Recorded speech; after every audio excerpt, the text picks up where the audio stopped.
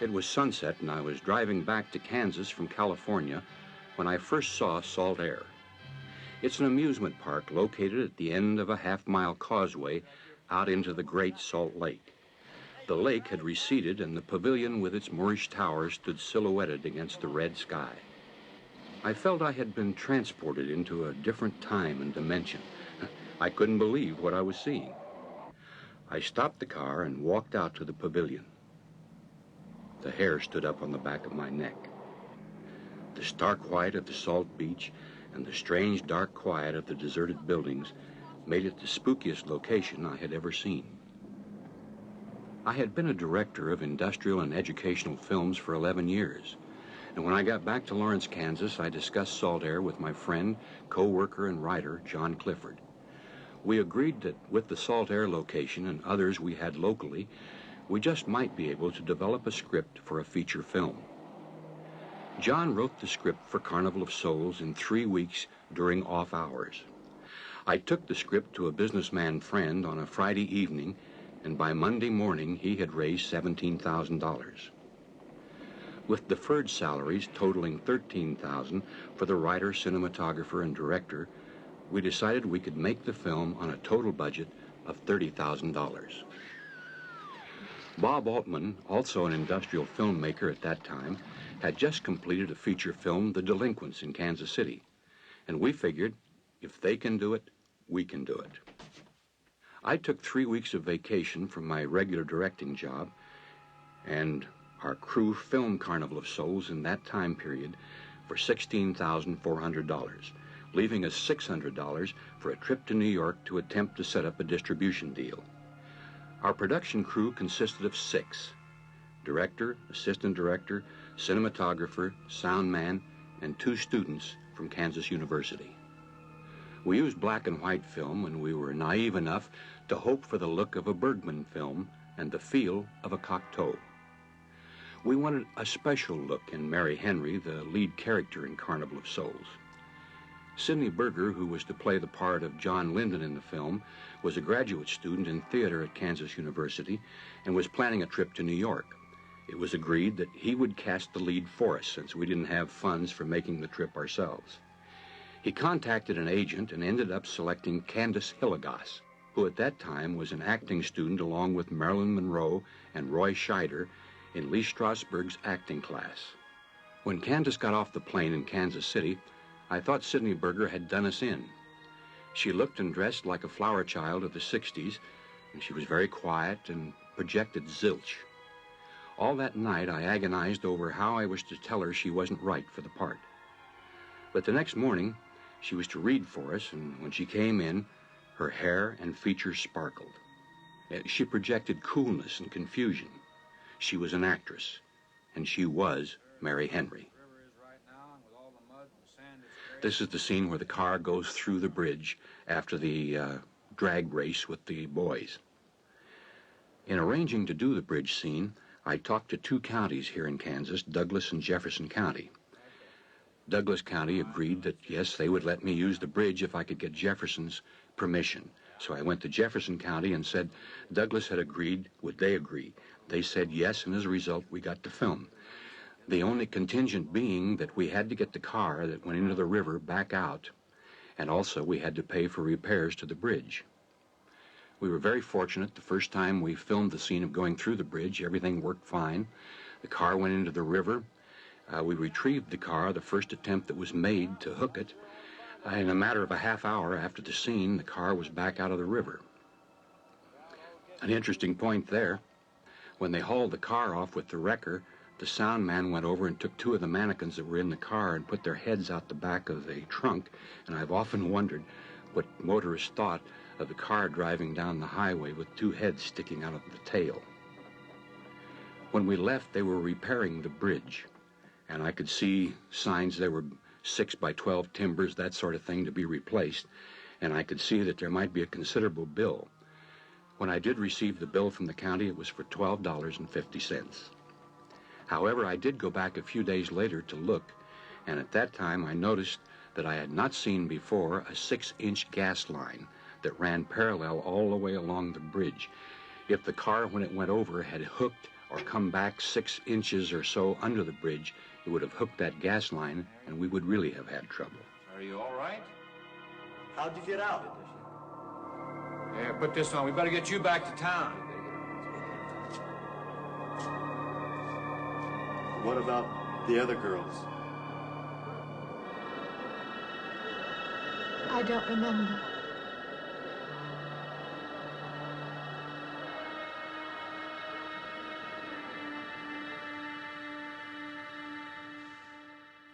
In her classes, Candace had studied to be a method actress, which entails detailing a relationship with others and acting accordingly. However, in the part of Mary Henry, she's really not supposed to relate to people. And so this was a real problem right from the start. However, she was very easy to communicate with. She was excellent to work with and projected exactly what John and I wanted in the part of Mary Henry. Independent filmmakers in the 1960s required total dedication to the project by cast and crew. There were no dressing room facilities, catered food, makeup people, stand-ins, special effects, and stunt crews. We made do with what we had, and we had to accept what we got. No retakes. We filmed basically at a ratio of 3-to-1 on Carnival of Souls. The scenes of the organ factory were filmed at the Reuter Organ Company. They put up their large demonstration organs to see how they work, and at that time they had a large organ set up, so we filmed it. And I think it adds a great deal to the Gothic look of the film. Writer John Clifford. Herk Harvey described to me a strange outdoor ballroom he had seen rotting on the shores of the Great Salt Lake. Said he'd like to make a film there. He suggested featuring creatures rising from the Salt Lake and doing a dance of death in this pavilion. That was the image he had, and he asked if I would create a script encompassing that. We decided the film would feature someone being chased, and since there wouldn't be much budget, we couldn't indulge ourselves in a lot of expensive effect. While thinking about a character and a story, I was also trying to think of locations that would put atmosphere on the screen at little expense. And one of the places we thought about was the Reuter Organ Company here in Lawrence, Kansas. Reuter builds church pipe organs, and I had seen the room where they assemble and test these giant organs. So I wrote a scene using that organ testing room. And that gave me the idea of making Mary Henry an organist, which led to the idea of her going to Salt Lake to work in a church, which caused her to drive past the old Salt Air Pavilion and so forth. Once I established the lead character and the mood, the story flowed easily. I had one of those writer's experiences where a film story just sort of unreeled in the mind. Night after night, you know, it was there on the metal screen like an old serial. I didn't so much invent the story and write it as I did write the story and then see what I had invented. After the first draft, I discussed the script with Herk, and we talked it over, and he made suggestions, and then I went on to the final draft. By then, he practically had the film cast, and there wasn't much time to do much more writing than that. I've heard reviewers currently say the film's ending was inevitable or obvious. I don't think it was obvious back in 1961. I think they assume that was our initial intent, that we created a story to go full circle from the car going in the water at the beginning to the discovery of bodies in the car at the end. Truth is, I created the story in sequence from beginning to end. When I had Mary Henry emerge from the river in the beginning, I had no idea how we were going to explain it. I just created this sort of unnatural event to get the mood we wanted and trusted I'd be able to explain it later. I think I wrote somewhere between a third and half the script before it came to me what the ending would be. Though the ending may not surprise reviewers today, but it certainly surprised the author at the time.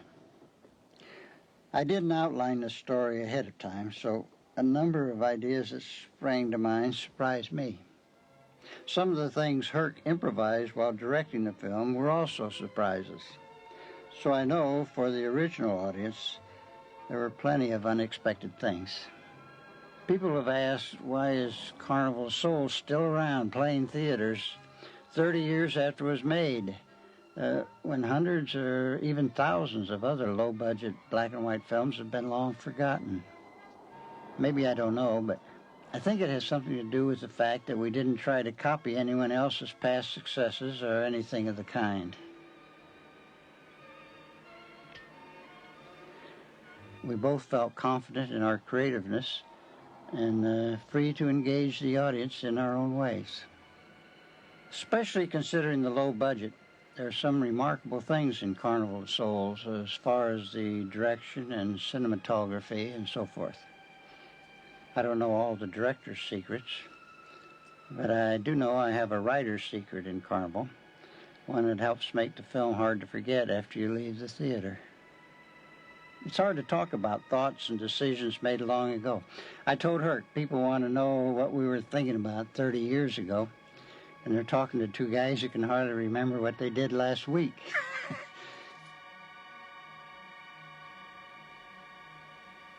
You know, back when you approached me to write the script, you were already a film director, but I had never written a screenplay. I had been a writer, and, you know, I had just published a novel and done other things, but Carnival of Souls was actually the first film script I ever wrote. I didn't really realize that at the time, but I had read The Shooting of Story James, your novel, and I thought that was one of the most interesting Westerns I had ever read at the time, so I knew you knew what drama was all about. Well, thank you. I was sure I could do it. I had always thought about writing films. In fact, as a teenager, you know, I had gone to Hollywood to get a job in one of the studios writing films and had a literary agent and all that sort of thing. But I went into the Army instead. So, John, what were we trying to do when we made Carnival of Souls? I think we were trying to do something to make our ordinary jobs a little more interesting. I think, you know, I think we were making films, you were making films, and at that time I was an advertising copywriter at the Centron Company.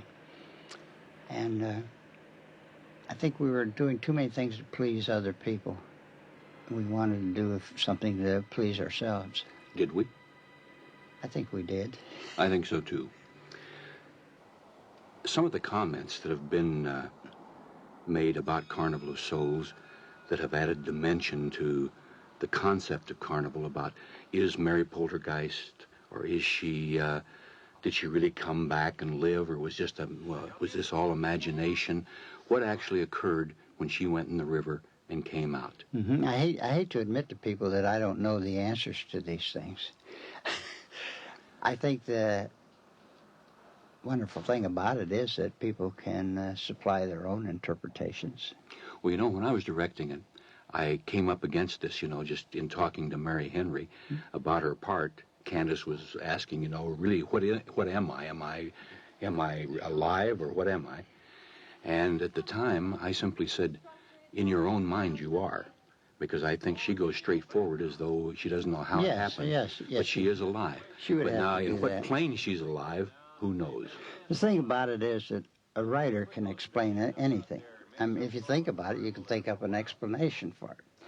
But I don't think the explanation is always a good addition. Well, the thing I reflect on that is that in our day-to-day life, a lot of things happen that we don't understand. That's And right. we haven't got a critic beside us saying, what really happened was this, and what you think is this. And I think the same thing is very important to keep in a film, to keep the audience a little bit. You've heard me speculate before that young people who are going out into life, I think, have this strong feeling that they are going to have no control over it, that they don't know really what's going to happen in the adult world. They may not admit it, but they don't know what they're getting into. And I think that's something about this girl's dilemma appeals to them in that way, because the world for her is just as bad as their worst imaginings. She has no control. She doesn't know what's happening to her. Forces are engulfing her. And so I think it taps a very basic fear, especially in young people. Okay, I played the part of the man in the film. Mm-hmm. What am I? I don't know. I refuse to answer these things as a writer. I mean, what did you think you were? I thought that I was the one who was questioning her ability to come back. I said this is against the laws of nature, or this is against religion. Is that why you peeked in her bedroom window? I don't know why I did that. Well, that's because the writer said to. But no, I agree with that. I don't know for sure, except that I do know that I felt in playing the part even that he was a laid-back, malevolent character in the sense that you never see him, except maybe in the dance and a couple of looks, actually be aggressive to her. Like many of the horror shows today, have a lot of actual physical horror in it. And in Carnival of Souls, I think one of the main attractions is that it's implied horror throughout. He's an unexplainable threat, isn't he? Which is true of a lot of our characters. I mean, right. A lot of the things that we worry about as kids and adults, from dreams to real life, are things we don't understand. Right. When you have a nightmare and these creatures are chasing you, you can't identify them. And some of those creatures exist in the daytime, too. That's right. As they did for her. I don't know whether I could write a film like that now that I'm much older. Well, I think, of course, that the independent filmmaking idea is very important, because I think, just like you were saying, lots of times people have a terrific desire to express themselves, and yet with the costs as they are today and as they were then comparatively, it's very, very difficult to do this. And so as a result, a lot of people who want to tell stories that are maybe different from the Hollywood variety never get a chance to do so. Or if they do, they get gobbled up by a distribution company that either doesn't do the decent job, or they never receive the funds for it, or whatever happens. That is a shame. And I think it's only when that sort of thing is corrected and there is an avenue for that kind of production will those people ever get a chance to produce. I think that's probably true in many fields today, where everything is so expensive. Publication is so expensive. Magazines are so expensive. And films are so terribly expensive. It's very hard to indulge the artist. No one has room for the person who wants to make a film that's going to appeal to a few dozen possible people, or a few hundred, or a few thousand. John, we recently had a reunion of the cast and crew in Carnival of Souls. It was real interesting to me to see all those people after 30 years and to see how none of us have changed one bit. No, especially me. Candace is now living in Beverly Hills and writing, and Sidney Berger is now the head of the theater department at Houston University. Art Ellison is now in his 90s and living in Kansas City. He's the one who played the part of the minister. Right. And Stan Levitt is now still living in Kansas City, and he and his wife both acting. Many of the crew members are still active in the profession, doing their things, and Ray Zabadi, the assistant director, is, of course, one of the most prolific directors in Hollywood now in television films, and has been for some time. Almost everyone showed up except Maurice Prather, the cinematographer, who I think did an excellent job, by the way. Yes, he did. I think the photography in Carnival of Souls is definitely one of the strongest features of the film. The Gothic look they talk about comes about a lot because of the lighting style and the camera framing and just general approach to what you looks especially good on the big screen when you... It does. Yeah, I don't think television always does some of that cinematography justice. Right. But also, it's interesting to me that in an independent film, the way a crew works together, because everybody has to do everything, and I can remember in the pavilion deciding we needed a long shot from up high, and Maurice Prather said, you know, I can't climb up there, and Razor grabbed the camera and said, where do you want it from, and was up there in a matter of minutes and shot it. You ever get tired of being asked to explain all these things in Carnival of Souls? I mean, you know that you ad-libbed and improvised some things on the spur of the moment. You did them because they just seemed right at the time or the opportunity was there. Sometimes I think we shouldn't explain anything. We should just tell them to see the film. That's probably true. because sometimes it's like a husband and wife, you know too much. Right. Enchantment tends to disappear. That's right. That's right. This used to be quite a place. It's been deserted for a long time now. Will you take me in? My goodness, no. It isn't safe out there anymore. That's why they put up this barrier. It'd be very easy to step around it. What attraction could there be for you out there? I'm not sure. I'm a reasonable person. I don't know. Maybe I want to satisfy myself that the place is nothing more than it appears to be. Would you take me out there? No. The law has placed it off limits. Wouldn't be very seemly for a minister to break the law, would it? No. Maybe I can come back some other time. Shall we go along now?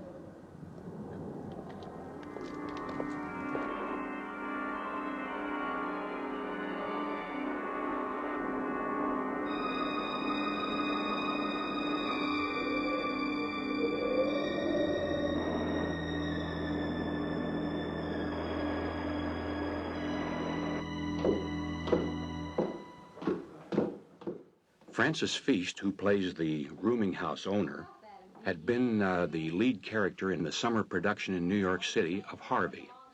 She's an excellent actress and I think projects a very good character in the part of the landlady in the film.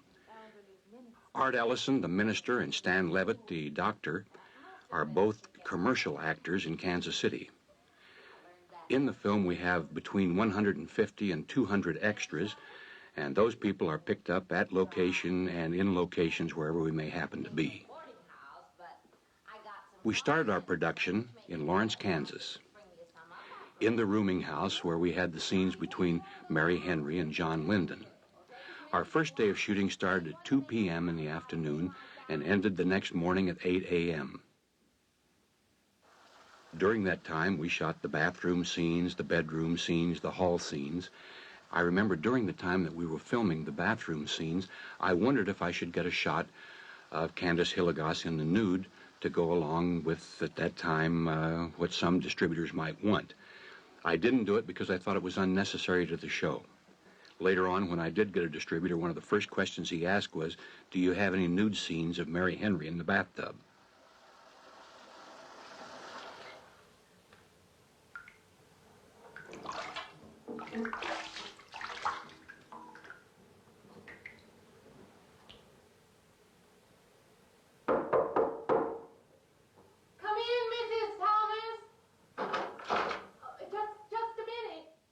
The scenes that we filmed on that first day actually offer comic relief for the rest of the film. And I think, as far as John is concerned, I think a very important part of the script, because many people have commented after the show has been seen considerably, that those comic relief scenes add a great deal to the horror scenes that come up later, and also gives a relief and a chance for the audience to relax before being hit by those. Sidney Berger, who played John Linden, the roomer across the hall from her, was a graduate student in theater at Kansas University. Sidney had an interesting story to tell me after we filmed those scenes in the rooms in the rooming house. When he was peering through the door while Mary Henry was taking off her clothes, the eye I had him looking through the doorway with is a false eye, and actually he couldn't see anything with it. And I didn't find that out until afterwards, but the strange look in the eye really comes across as far as the film is concerned. Yeah, I know. I heard you tell Mrs. Thomas you haven't ate anything yet, huh? Well, yeah, I just thought, being neighborly and all, I haven't eaten anything either. I just thought we had to ask you out to dinner. Oh, that's very thoughtful of you, but I can't accept. Yeah, I know. We haven't met or anything yet, but I just thought I'm in the sorry. same house. You'll have to excuse me. Look, there's a real nice restaurant, right down the street, and I just thought, well, I'm just kind of a guy who doesn't like to eat by himself. I've made arrangements to eat in my room tonight. Hey, if you change your mind, you just holler. Looks kind of lonesome in here. Good night, Mr. Linden.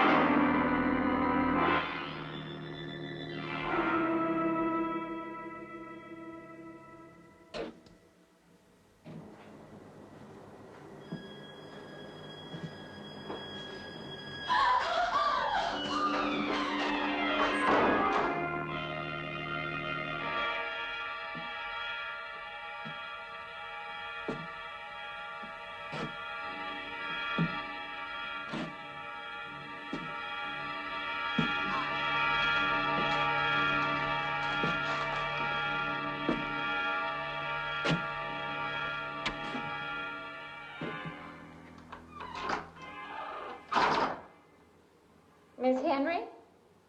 It's Miss Thomas.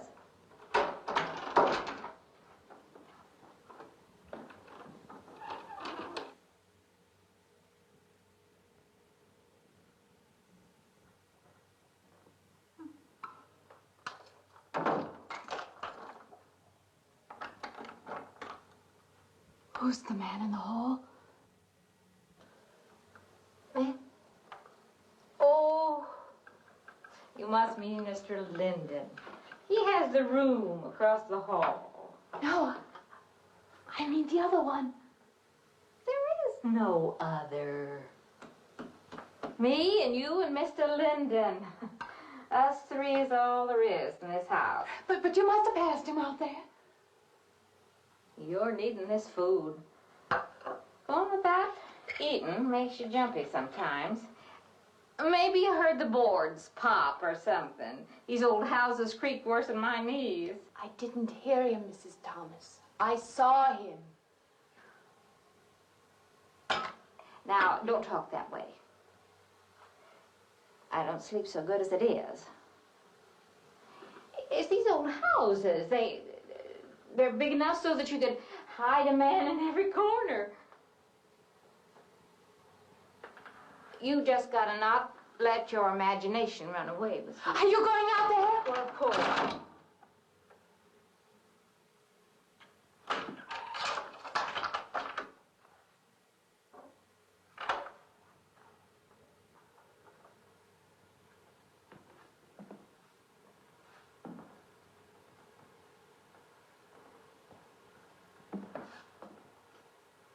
There's nobody there. Now you just go and eat that sandwich I made for you. Don't drink the coffee if coffee keeps you awake. It won't. Coffee never keeps me awake.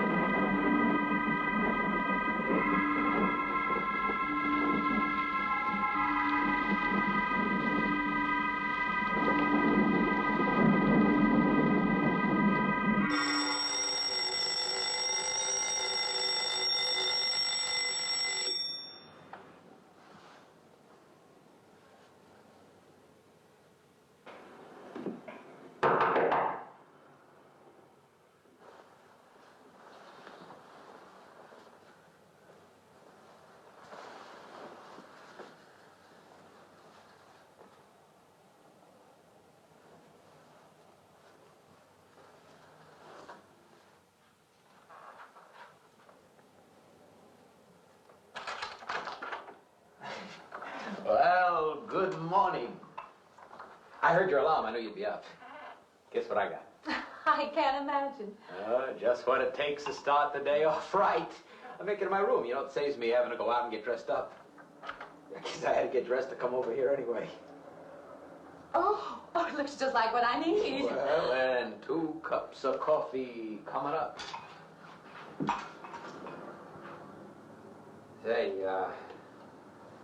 I guess you took her on last night about me coming to your door and all, huh? I'm not a very sociable person ordinarily. How can I resist an inducement like this? What? Come on, I don't know all those big words. I'm just an ordinary guy who works in a warehouse, that's all. I make pretty good money, though. Hey, look, I got a couple of shots left over from last night. You want a little bit in yours? No, thanks. It's not the recommended breakfast for a church organist. Oh, is that what you do? Hey, you mean they pay somebody to play the organ in church? Some churches do. Hey, I hope you don't mind about this. I just didn't know you're a church woman. To me, a church is just a place of business. Well, that's a funny way to look at it. Why? People seem shocked because I took a job in a church, and I regard it simply as a job. I'm a professional organist, and I play for pay, that's all. Thinking like that, don't that give you nightmares? Strange you should say that. As a matter of fact, not for that reason, mind you, but I had the strangest feeling last night. Yeah, I had kind of a lost night myself. It's funny. The world is so different in the daylight.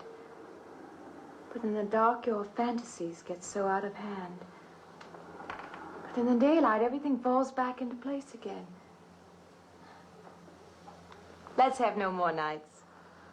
Or let's make them more interesting, huh?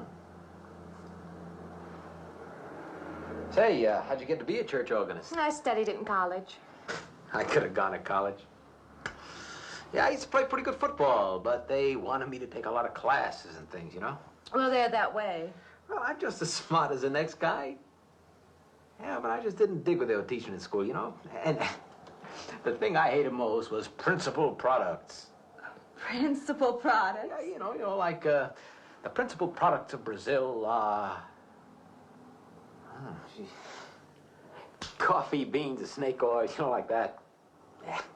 When I was at school, I couldn't care less. Now, what I cared about was girls. Didn't they offer a course in that? If they would have done that, I would have graduated. What's the matter? Can you still taste the coffee? Come on, what do you think, I'm an alcoholic?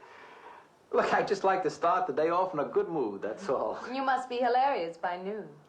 Look, I'm just the kind of a guy employers want, you know, the happy worker. Come on, Now, you make your morning happier? This morning, you're exactly what I needed. You're gonna need me in the evening, too. You just don't know it yet. I'll rinse off these cups. Oh, no. Just spoils the flavor for tomorrow. Well, thank you for the coffee. It was unsanitary, but delicious. Well, should have put some of the germ killer inside. Well, I hate to leave so early. I think you can get through the door. Hey, you know, you got the wrong impression of me. Well, I meant because you had so many things to carry. Oh. Like I said, I hate to leave.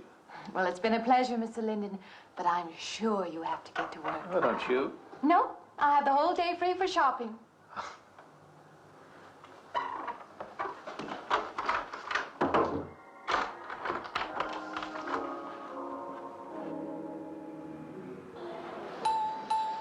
Does the hem hang right and back? We might change the hemline a little. The drape is just fine. Otherwise, it looks very nice. I'm sure it isn't very chic to take the second dress, but I like it. We altered a little here to make it straight all the way around. There, do you want to go back to your dressing room?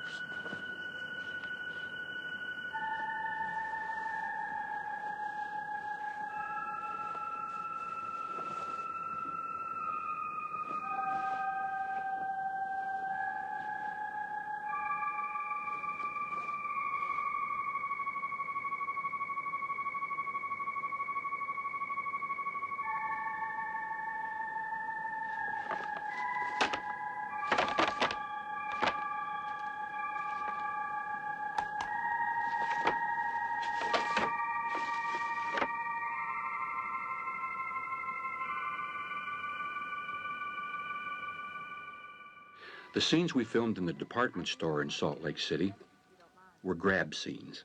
That is, we walk in, we tell the manager we'd like to shoot a feature film in his store, and when he says, "When would you like to do this?" we say, "Now." And he says, now? And we say, yes, now. He thinks, well, it's kooky, but what the hell? It's 10 o'clock in the morning. Why not let them? So we do. In fact, we cast him as one of the customers in the store, and his sales lady plays the part of the lady who is showing Candace Hilligoss the dress in that scene. Beginning with the department store, John interjected a very interesting thing into the script, and that is Mary Henry's disassociation with reality, because when she comes out of there and starts roaming the streets of Salt Lake, she cannot make contact with people. She cannot, they cannot see her or hear her. And this was a very interesting departure from the original script to do this and to do it effectively. In the street scenes in Salt Lake City was one of the times that Candace asked me about the technique of acting for this. She said, what is my motivation, for instance, to cross a street? And basically all I could tell her was, don't get hit.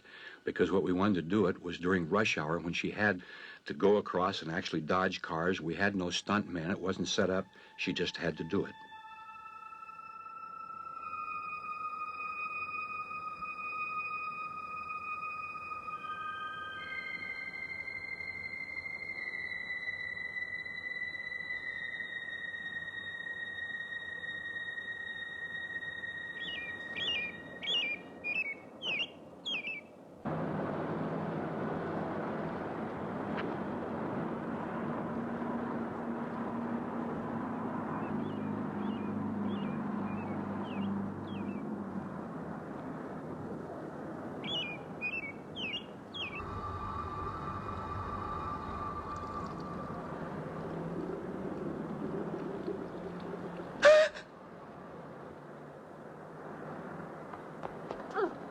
What is it?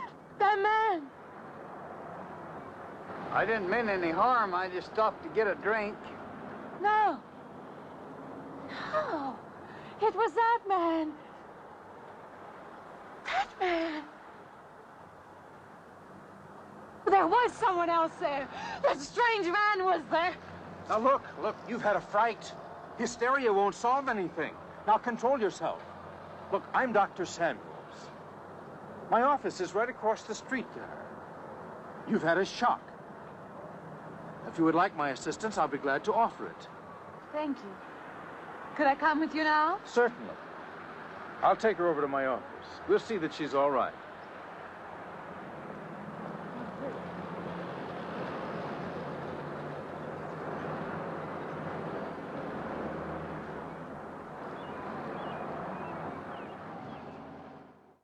A premiere of Carnival of Souls was shown in Lawrence in the fall in 1961.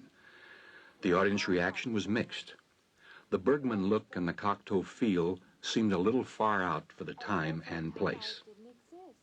We hoped to interest art theaters in showing our film. At that time, I took our first print to New York City and showed it to Embassy Distribution Company. But the distributors decided that since it wasn't made in Europe and was not foreign, it really didn't fit into their distribution pattern. We finally ended up with a distributor in California and high hopes for a return on our investment that would enable us to produce more films. At this time, I took a crew to South America to shoot 7 geography films. When I returned, I contacted the distributor. They said yes, they owed us money and they would send us a check. When their check arrived, it bounced and I knew we were in trouble. They were out of business. During its run, Carnival of Souls had shown primarily in the South in drive-ins as part of a double bill with The Devil's Messenger, a Lon Chaney Jr. film.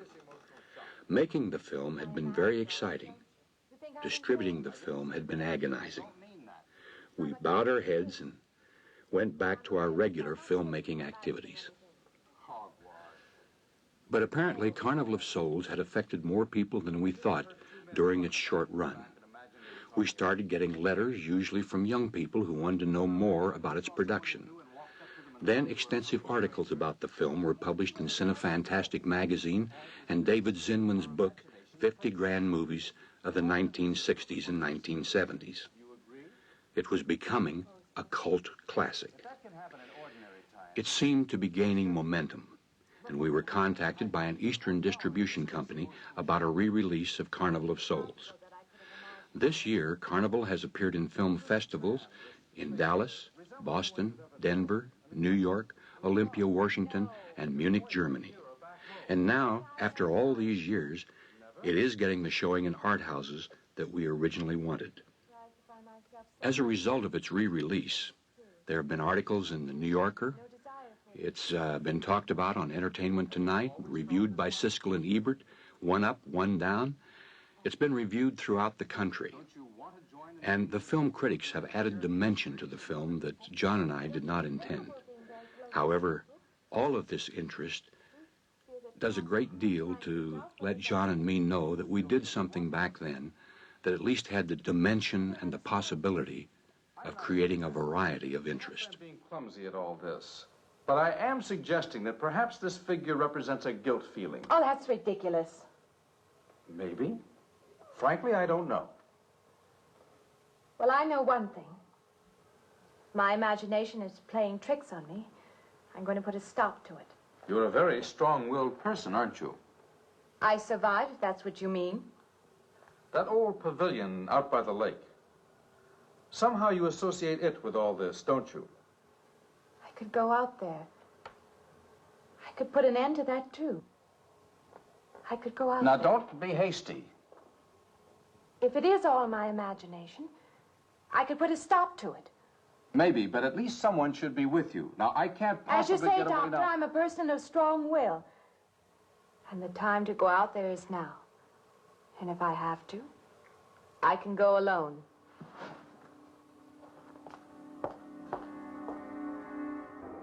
After the show was completed, we spent 3 weeks in editing.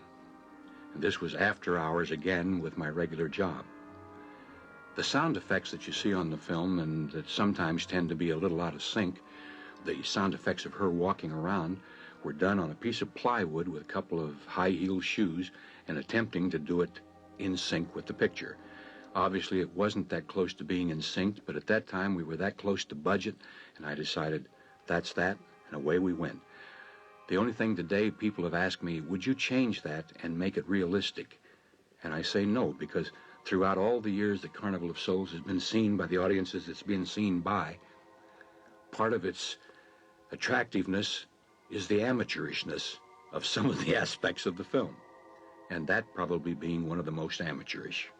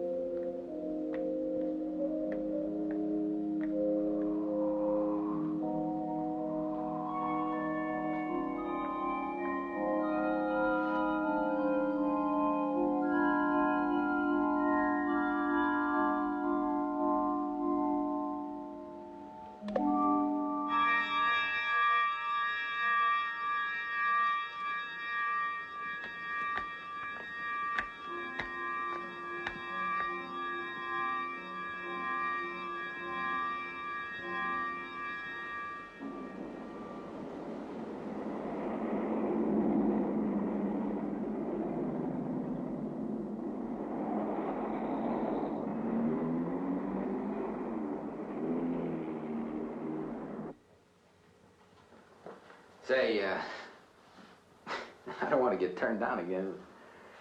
I was thinking asking you out to dinner. I stopped for a bite to eat on the way in. Anyway, I have to practice at the church this evening. Well, look, how's about if I took you up afterward and go someplace and dance or something? I'm sorry. I'm not much for dancing. Hey, you mind if I ask you a question? I won't know until I hear it. What, are you afraid of men? No, I'm not afraid of men. Well, you seem sort of cold. This morning when I brought you the coffee, friendly. This morning I needed company. Well, maybe you'll need company tonight. It's better than walking home alone. Yes, it is. I should be finished around 9. Will that be all right? That's okay by me. Say, I'll see you in church, huh?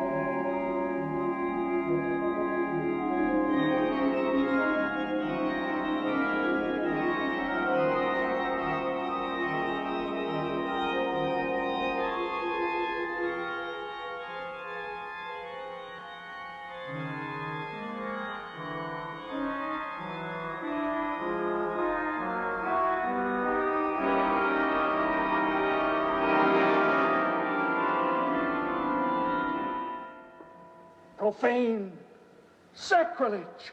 What are you playing in this church? Have you no respect?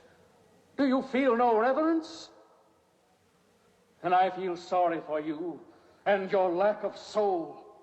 This organ, the music of this church, these things have meaning and significance to us. I assume they did to you. But without this awareness, I'm afraid you cannot be our organist. In conscience, I must ask you to resign.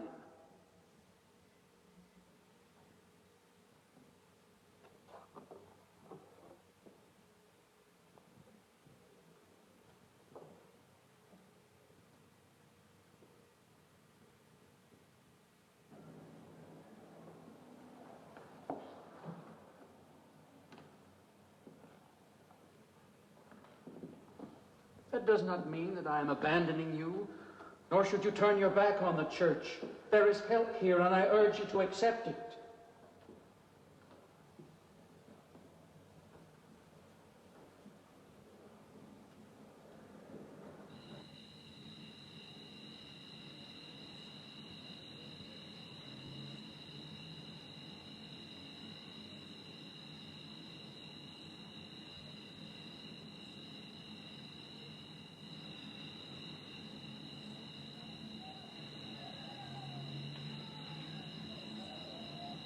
Well, hi there. I've been waiting an awful long time for you. My car's just over there. I know just the right place to go.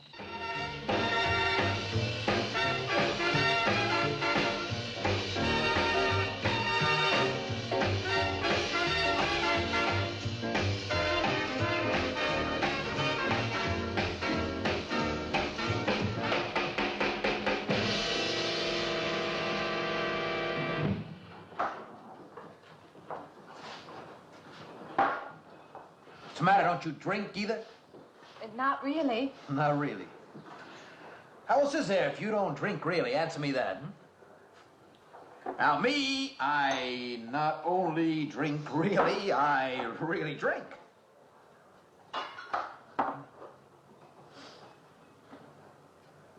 What's the matter? Do you like the music either? I like it fine. You don't like it.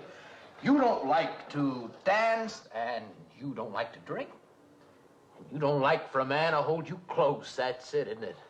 I didn't say that. You haven't said anything all evening. Why not go play that song again? You like it so much.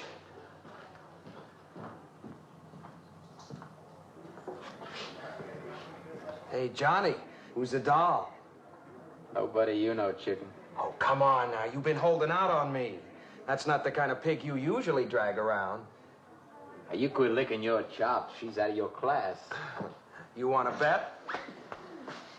Lay off, huh? I got something on the stove there, man. Well, listen, I'll help you put it over. I don't want her to think I even know creeps like you. Good luck.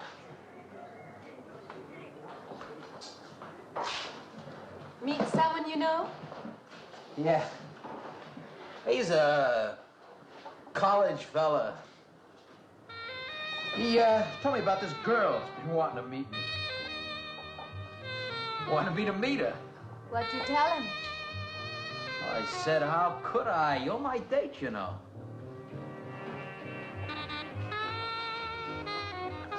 He said you didn't seem to enjoy my company much. Oh, that's not true. I really appreciate you taking me out this evening. I'd had a miserable night if you hadn't.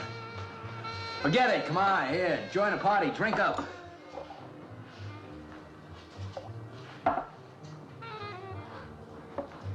Look, I paid good money for that stuff. It ain't poison. I'm sorry if I annoy you. You know, I don't get you. First you stand me off. Well, that's okay. That's class. Figure you got something, you just hold 'em back. Now, everything I say is okay. You're a mouse. Yesterday I didn't care. Tonight I want to be with you. Me or just with anybody? With you.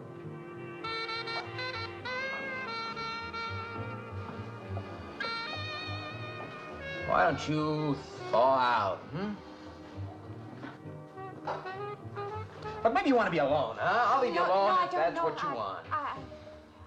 I like being with you, really I do. I don't want to be alone tonight. I want to be near you.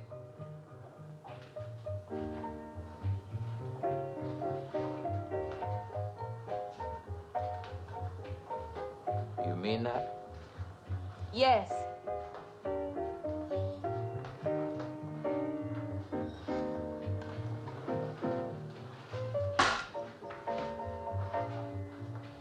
Why don't you and me get out of here, huh? You know, my room's only a couple of feet from yours. Ain't likely to get very far from me, are you?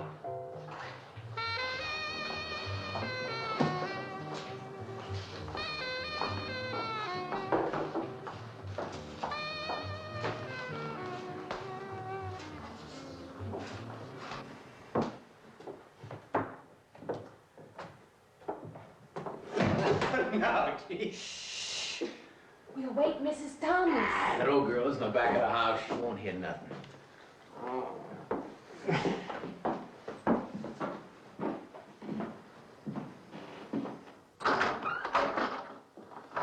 Honey, you don't want to go in there all by yourself, do you? It's dark and it's lonely in there. You don't have to be alone tonight. Just let me come in a while. Let me stay with you. You don't want to be alone, do you? No.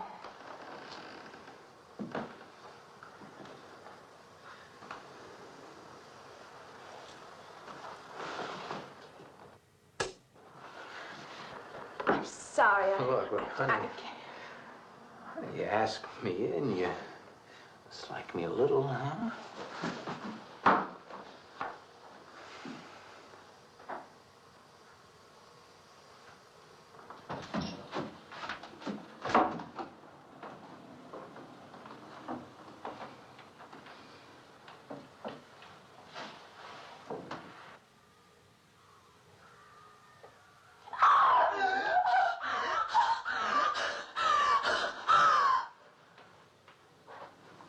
Hey, what's the matter with you? What's going on around here? What's the matter with you? That man's after me. You gotta stop him. He's after me again. I'm getting out. Now you have to go. Not me, sister. That's just what I need. Get mixed up with some girl who's off her rocker. I don't want to be left alone.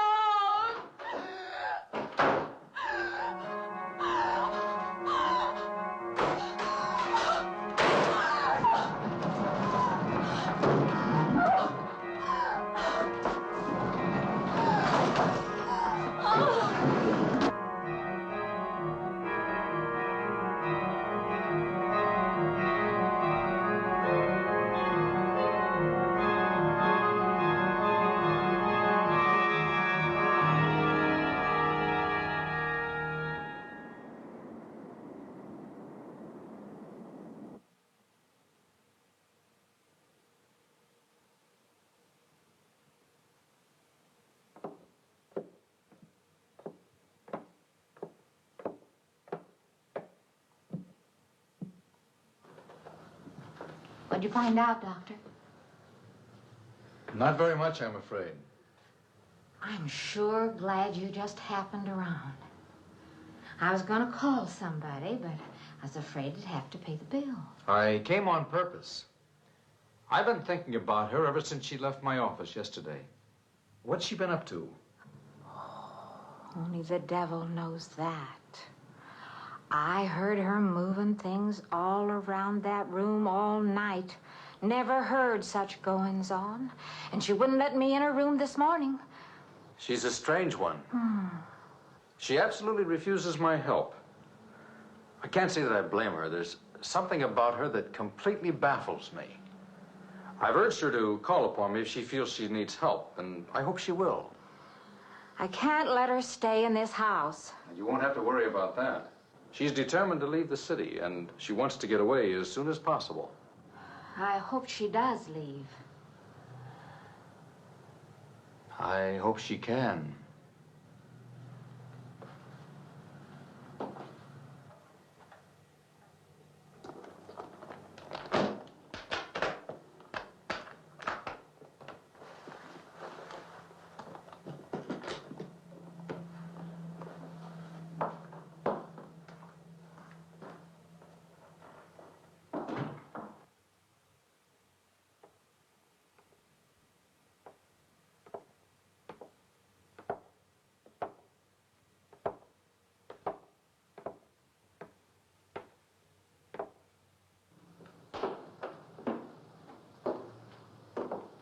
Decided to leave, did you? Where you going?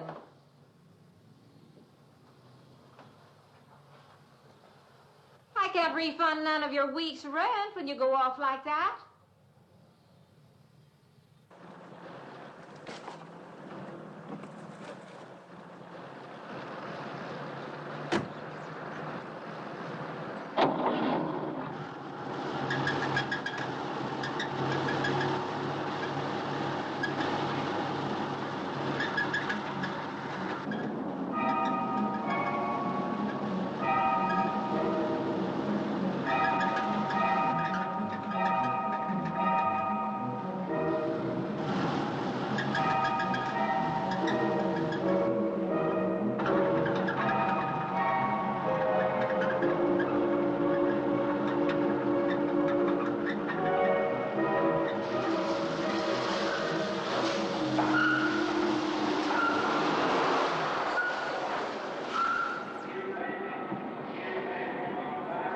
Sounds like your transmission. Can you pull it up on the rack?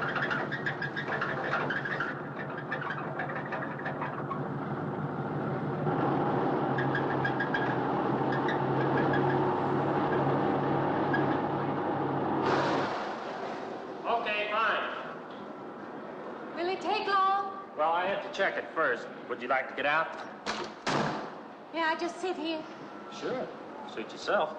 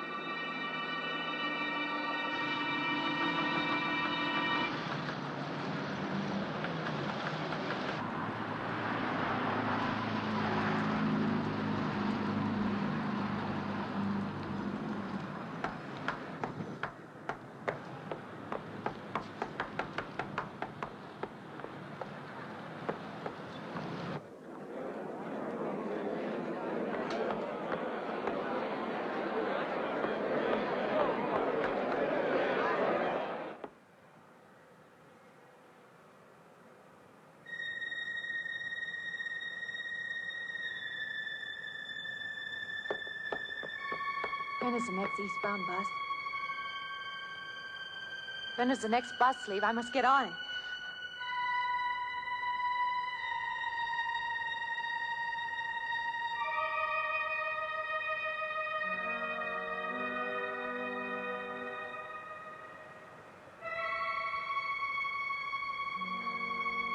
I want to get out of here.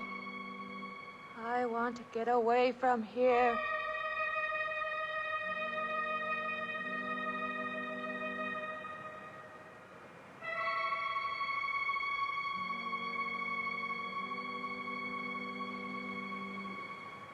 Eastbound bus, now loading, gate 9.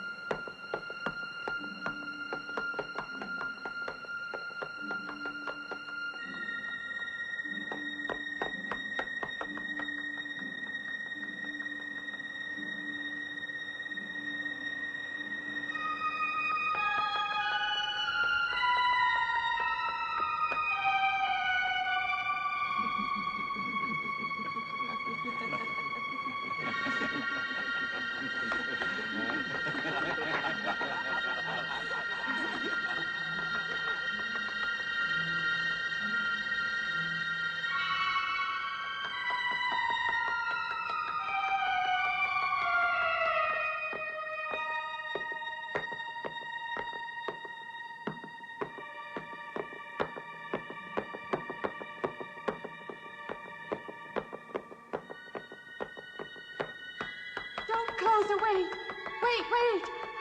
Let me in. You gotta let me in. I gotta get on that train. I gotta get away from here. Please. Please.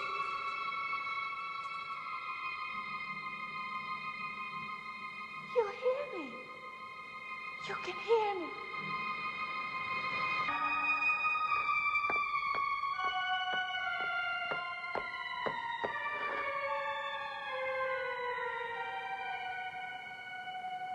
Why can't I hear anything?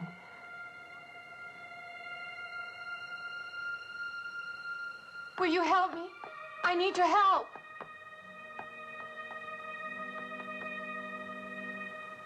Just a moment, please.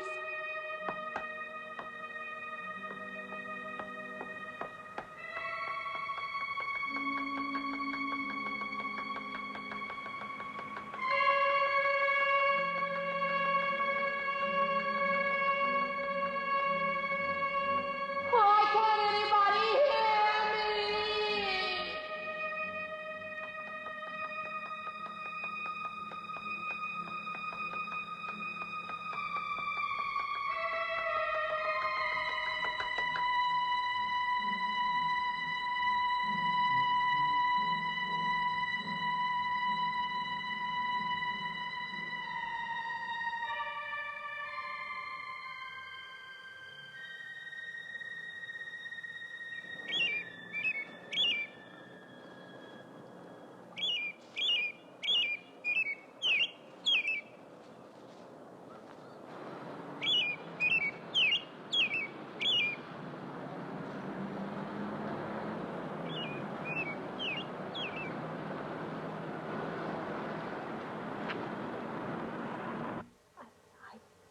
Came to you, Doctor, because you're my last hope. If you don't help me, I'll have to go back there. He's trying to take me back somewhere. Doctor, you've got to tell me what to do.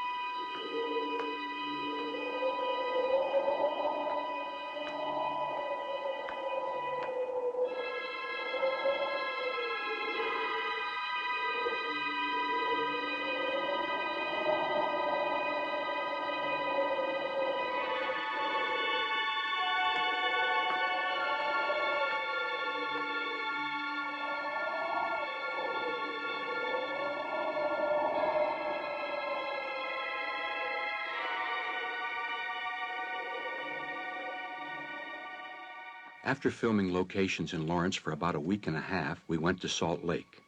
We started out with the salt air scenes. Salt air was definitely not a disappointment. It still, even in the daytime, was one of the spookiest locations I have ever seen. When we decided to do the Dance Macabre, we looked at the pavilion, and it was that time, and is, probably would still be today if it hadn't burned, the largest pavilion between New York and California. We didn't have enough lights to light it all, and we were very concerned about what it would look like. In talking to some people around Salt Air, I found there was an older electrician who used to work there who was still in Salt Lake. I contacted him. He came out and looked and said all of the lines from the main road to Salt Air had been taken down, but there might be some copper wires still in the building itself. So he put a new line in from the road, threw the switch, and all the lights in the pavilion came back on. All the decorations that you see in the Danse Macabre are actually like they were when the dance hall was left unattended. This was one of those lucky things that happens to an independent production company that gives it a dimension that you hadn't hoped to get. The dancers who appear in the Danse Macabre were from the university at Salt Lake, and I have an interesting little sidelight at that particular time. I was making up for that particular night playing the man myself, which, by the way, I did for a matter of ego and economics. However, I was putting on my makeup, and two boys, apparently after school, were walking along, and as they did, I turned around and looked at them with my white face and dark clothes. They looked for a second and took off running, and I wonder today, of course, what those two boys thought. The night that we filmed the dance scene, when we turned on all the lights in the pavilion and all of our own lights, it caused an instant reaction all around the lake. People had not seen the lights on in Salt Air for several years, and now suddenly all the lights were on. They were calling the police department, and in a matter of moments, there were police cars out wondering what was going on in Salt Air. When we explained it, they said, great. They would tell everybody, and again, it worked out fine.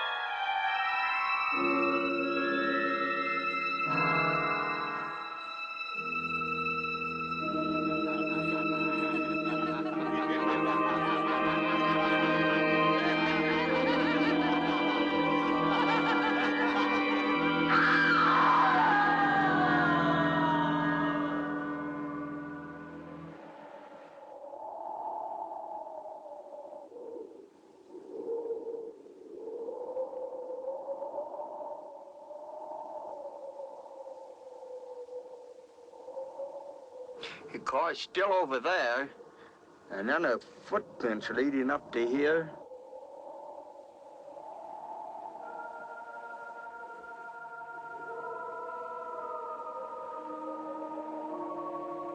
And then nothing.